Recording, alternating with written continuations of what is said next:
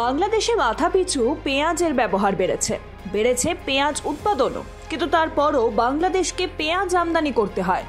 কিভাবে এই আমদানি বন্ধ করা যাবে, এবার তার উপায় বাতলালেন বাংলাদেশের বিদেশ মন্ত্রকের উপদেষ্টা তৌহিদ হোসেন। তার মতে, বাংলাদেশের মানুষ একটু সাশ্রয়ী হলে পেঁয়াজ আমদানির প্রয়োজন একেবারেই পড়ে না। এখনো বাংলাদেশিদের চাহিদা মেটাতে পেঁয়াজ আমদানি করতে হচ্ছে ওপার বাংলার দেশটিকে। দিন কয়েক আগেই হিলি সীমান্ত দিয়ে 123 টন পেঁয়াজ ভারত থেকে আমদানি করেছে বাংলাদেশ। ফলে সেখানে পেঁয়াজের দাম অনেকটাই কমেছে বলে জানা গিয়েছে। গত 30 বছরে বাংলাদেশে পেঁয়াজ ব্যবহারের পরিমাণ দ্বিগুণ হয়েছে। তবে পেঁয়াজ খাওয়ার ক্ষেত্রে সাশ্রয়ী হলে দেশে আর পেঁয়াজ আমদানির প্রয়োজন হবে না বলে জানিয়েছেন বিদেশ মন্ত্রকের উপদেষ্টা।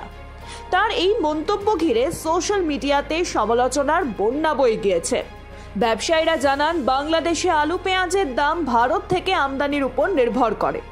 গত বছর বাংলাদেশে পেঁয়াজ রফতানি বন্ধ করেছিল ভারত, আর সেই সঙ্গে 40% শুল্ক আরোপ করা হয়।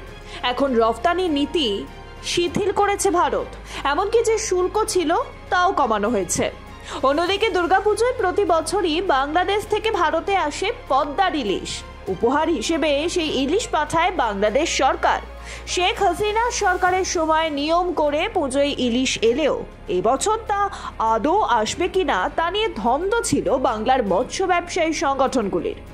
অবশেষে দুর্গাপুজো উপলক্ষে 3000 মেট্রিক টন ইলিশ ভারতকে দেওয়ার সিদ্ধান্ত নিয়েছে মোহাম্মদ ইউনূসের সরকার।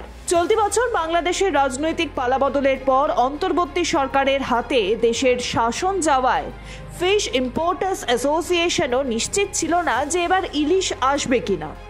অবশেষে ইউনূস সরকার চিঠি দিয়ে জানালো ইলিশ পাঠাবে তারা। তবে এদেশে যে সমস্ত ব্যবসায়ীরা আগে মাছ আমদানির জন্য আবেদন করেছিলেন তাদের আর নতুন করে আবেদন করার প্রয়োজন নেই। নতুন করে যারা আবেদন করতে চান তাদের 24শে সেপ্টেম্বরের মধ্যে আবেদন করতে হবে। Bureau report, Ritam Bangla.